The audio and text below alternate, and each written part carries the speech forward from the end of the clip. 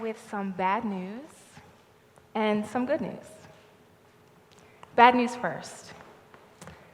I'm here to warn you. I believe your life is in danger. I believe that sometime tonight, maybe tomorrow, and definitely by next week, you're going to die. You can't avoid it, and it'll probably be violent. Don't worry, though, you're not alone. I'm going to die too.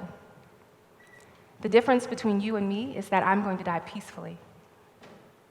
The good news is, I can teach you how to die peacefully too. But first, I'm going to tell you how we got into this mess and how we can get out. As human beings, our lives are constantly in danger because we're constantly in a dilemma.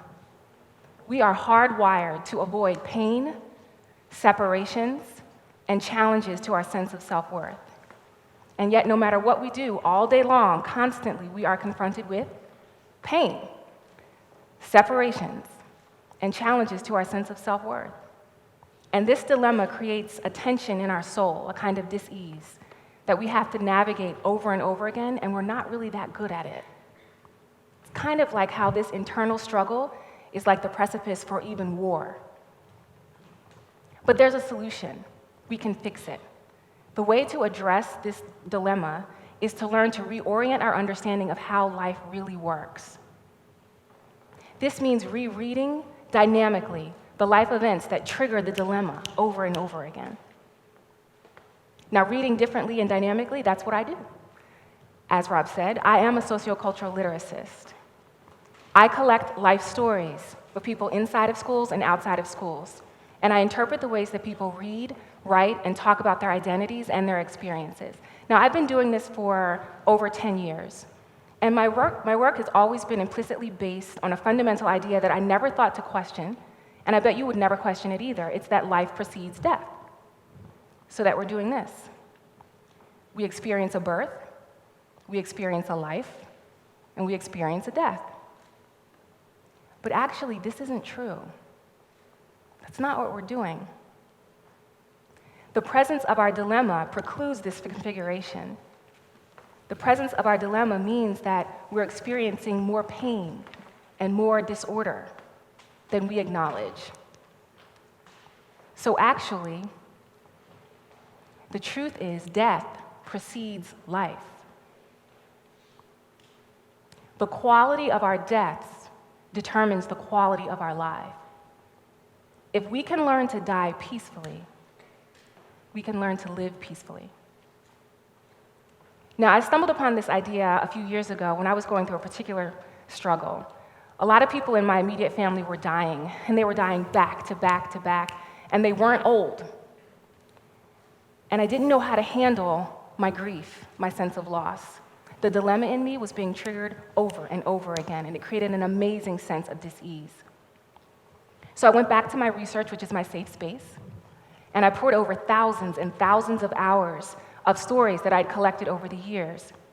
And I stumbled upon something that I'd never noticed before, and it was mainly because I wasn't looking for it.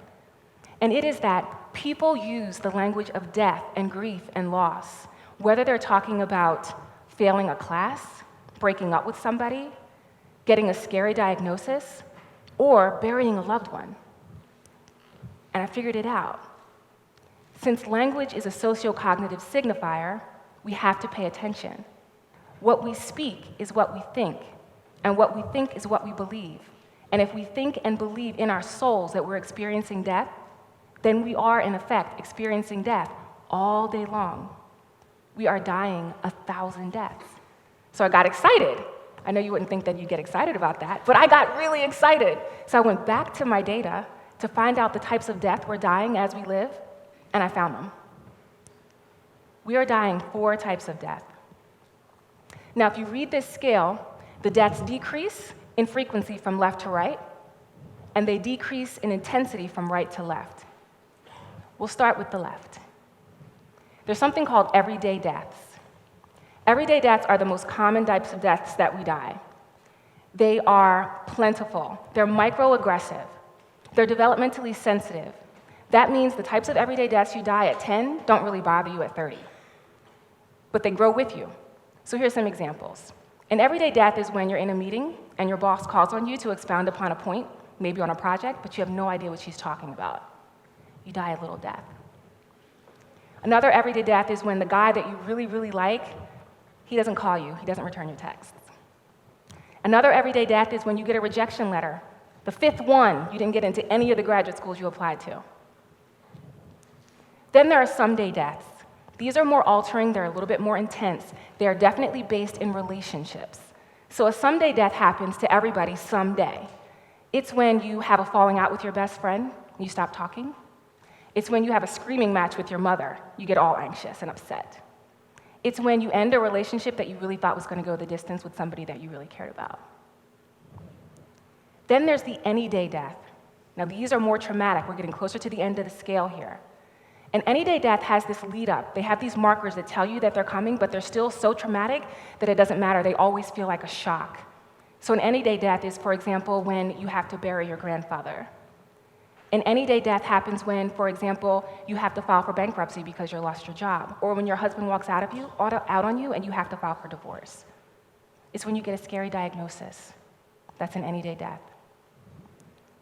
Then this is the one we know well, the one-day death. That's our literal demise. That's when our physical body expires and our soul goes where it will. Now, all of these deaths inspire violence because they all trigger our dilemma over and over and over again all day long. And if we don't manage these well, we're not living well. And they're never going to stop.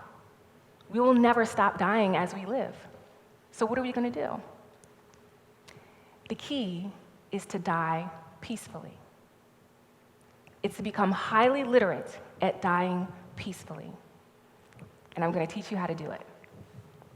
I'm going to introduce you to the 3 ways that death happens in your life story, and the 3 ways that you can mediate a peaceful facilitation of those deaths. Okay, let's begin. Any day now, you or someone that you love will be diagnosed with a scary illness. Or, God forbid, you may be raped. Or you will have to file for bankruptcy. When that happens, death will rise up as a monster. It will trigger your deepest fears and your deepest insecurities. Now, here's what we know about monsters. They're mute. They usually have no language. The purpose of a monster is to stare you down. The purpose of a monster is to intimidate you. It's to invoke foreboding. So 2 things are going to happen when you're confronted with your monster. First, you're going to have a physical reaction. Your head is going to start aching. You probably will close up in your throat. Your jaws will clench. Your heart will start palpitating. You will maybe have knots in your belly. The second thing that's going to happen is you're going to want to run. You're going to get the hell out of there. And how do we run? We pop a pill. We take a drink. We have a big plate of food. Maybe we go work out. We read a book. We go try to find somebody to have sex with. We might actually call our best friend or text somebody. What I want you to do when that happens is be still. Don't run. Read. Imagine the pain that is coursing through your body as power. Envision the monster in front of you. Look at the gaping holes where his eyes should be and his white pearly teeth ready to devour you, and don't flinch. Stand inside yourself. Be brave. Imagine the monster as beautiful, poetic. That's step 1. Read. Don't run from your deaths. Someday, someone that you love very much is going to leave you. They might do that through a literal death that can't be helped. Or they may do it just by walking out the door and saying, goodbye, you're not the one for me. When this happens, death will rise up again. Death will probably rise up this time as a bully. Now, what do we know about a bully? A bully does have words. A bully has a loud voice. A bully is loud and is screaming at you. A bully will fill your soul with lots of you statements. It's accusatory. It will point a finger at you and say, you're stupid. You're a fool. You're to blame. You should feel guilty. You're not enough. And when that happens, you might want to fight. You might want to throw up your dukes to try to defend yourself, but I'm going to encourage you, don't do that. Assume the position. Reposition. Dialogue, don't defy. This is what you say to your death. I'm listening. Thank you for speaking. No matter what is said between us, I will not abandon you. I will not leave you. You can stay with me. You can come to me and find rest. Dialogue, don't defy.